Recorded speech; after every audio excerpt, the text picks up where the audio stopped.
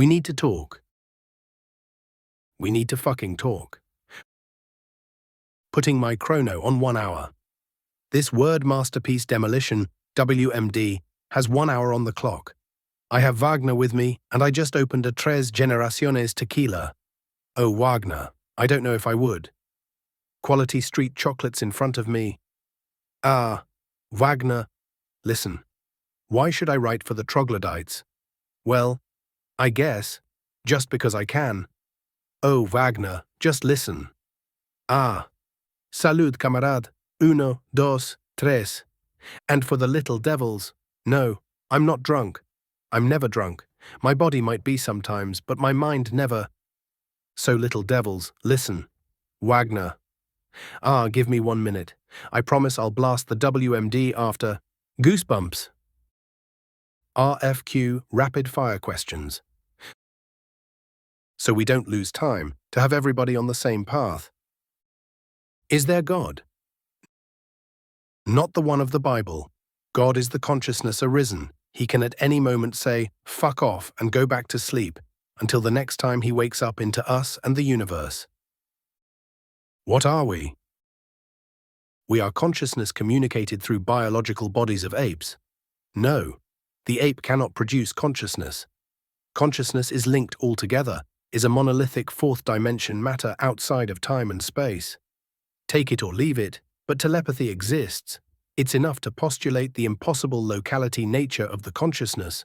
So no, even if computers will simulate singularity, it cannot happen, unless in one way or another they tune to the universal consciousness. But this is impossible because consciousness matter is unique and non-reproducible in this universe. For consciousness to be present, it has to be transformed into the object. Where are we? We are 80% into troubled times. We are one hand gripping the rock, holding it, suspended over the abyss, trying desperately not to fall into, or not trying at all, to get up. Our past. Our prejudices are our load. And the future does not sound bright, unless we do something about it. Oh, Wagner, he's killing me. Beauty. Ah, 1 minute, guys. I have to let the music bite my heart. Salud! My cat says hello too. Catty cat, stupid, love him. Should we renounce religions? Yes, I don't have time to argue for this one. Should we adopt the true religion? Yes, call it the true religion, another one over the millions of religions of the past. The only difference, I'm the guru. Yes, I is you. Dumbass, you are your guru. You must know you, at least the basics. Because this takes time, interest, and effort. But look, it's not a matter of intelligence. God reveals himself in you. You just have to open your eyes, hear the music, drink the tequila, eat the biscuit. You got it. You got it. Should we abandon violence and war? Do I need to respond to this one? Should we govern ourselves by ourselves, the many governing the many?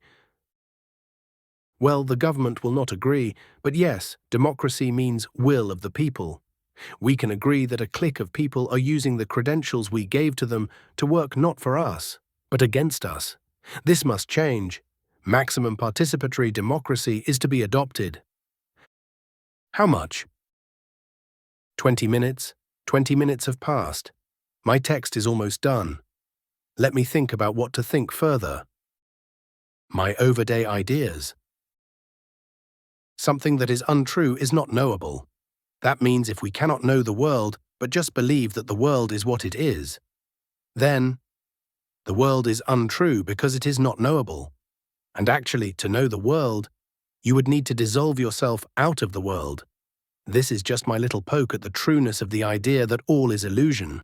Yes, I think I convinced even the most hardcore philosopher with this one.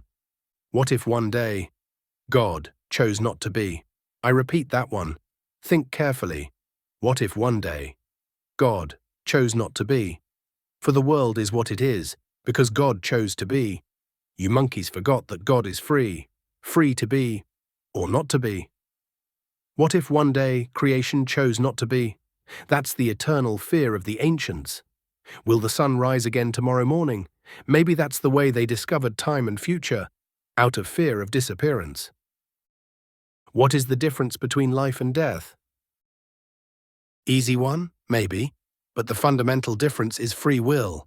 Without free will or autonomy, you cannot have life. So think again if you want to put your brain in a machine, thinking you will be happy forever. Free will comes from the fundamental equation of being in the world. You cannot replicate it. You cannot fake it. Remember Jim Carrey's Truman Show? Then, the moment you know you are in a cage, this moment, when you know you are a lab rat, there is no way to turn around. Human joy and human happiness is only possible in a random world where his free will has a word to say. The moment he knows he lives in a simulation, he will feel trapped in a prison. So trying to build the golden cage of tomorrow is another delusional, catastrophic endeavor. Can we live in an artificial paradise? The future promises an individual universe for every me. Anyway, we're kind of tired of us, especially when the US is hijacked by inhumane psychos. What a wonderful dead world where every me will be trapped in its own illusions, king of its own little kingdom where its ego is the big boss, a world of winners. Ye, from the majesty of man to the free will of a paramecium. What a glorious turn for humanity, total depravity into its own filth. Living like industrial chickens in an AC box, like Alzheimer's people, forgetting who we are, who they are. Every day waking up into the fake paradise of the fake sun of our last days as humans on Earth. 32 minutes, my little white chickens. What is death? Death is not only physical, but spiritual, moral. Every time, when you kill free will, you are dead, because human consciousness is the most free one existing in nature. Consciousness exists everywhere, and the universe transforms into being because some information is conscious of another. You know. The collapsing of the wave function is just the coming into being of one possibility, the only one that was touched by consciousness. We can then say that matter forms when consciousness conscientizes it. So an atom is conscious of his brother, and that's how his brother resurrects or just comes into being. Into matter. That supposes there is an infinite energy, non-manifested outside our world, that comes into being. That's God, my friends. This is God. This total energy, infinite as love is, that manifests into being and into your own consciousness, not the little fire in the bush. Or maybe yes. I don't deny it. God can express himself as the universe or as the atom itself, or why not as a bushfire. But the total ball of infinite energy. What is love? Love is a mystery that you surrender to, the eternal energy that expresses itself through life. We are born from love. Love makes flowers bloom in the spring.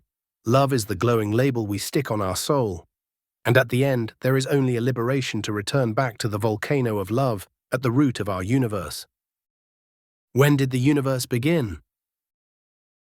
Asking, when did the universe begin, is like asking, since when does 2 + 2 = 4?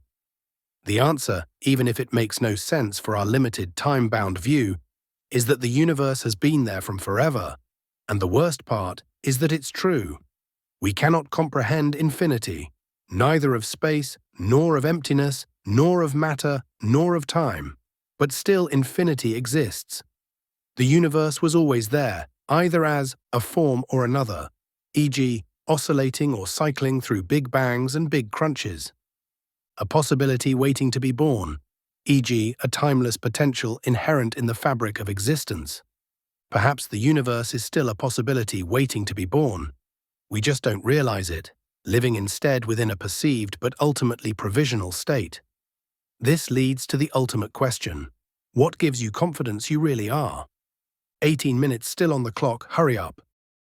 Can we win? This is idealistic bullshit. It will never happen. We will ever be controlled by psychos.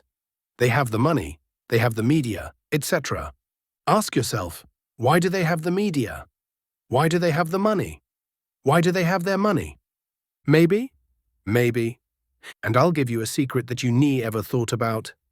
Maybe they have the money because you gave them the money. Every time you buy shitty food, every time you go see their shitty movies, propaganda, every time you are consuming their shitty things, you are giving them the money. So they have all your money. That's why they have the money to control you. They have the money and you don't have it.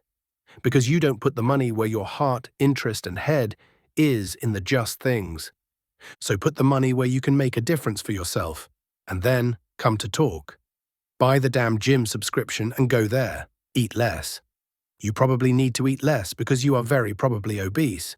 Cook your food. Come on, you let passivity turning you into a marshmallow, like almost everybody. Until then, you are just a victim of your own doing, because you put your money where you should not put it. Now take this word, money, and change it for any other or all together. Effort, interest, time, heart, head, yourself, self. Can the mind bend reality? We think that what we change in our minds is nothing. It has no direct effect on reality. But actually nothing cannot exist. Nothing cannot transform into something. Something can transform into something, but nothing cannot. Our thoughts, even if we cannot directly see it, are not nothing, are not abstracts. Our thoughts are engraved into reality. A thought is a reality, a transformation of something that already is. You may say, it's very, very small, very, very hypothetical, but it makes all the difference between something and nothing. Nothing cannot think, and thinking cannot be nothing. Thoughts exist by themselves, and if they can exist by themselves, it makes the whole difference from nothing to something. Imagine there is nothing in the universe, nothing happened, nothing, ever, ever. Then your thought arises. This thought that arises is a totality that exists, a whole universe by itself. So when you are thinking of something, you are not dreaming. You are actually doing something. Thinking is an action. Thinking is active. Thinking is reality. So, think the world is a better place, and it will be. Beginning with you. I did it. 60 minutes precisely, my friends. I'm no god, but time listens to me.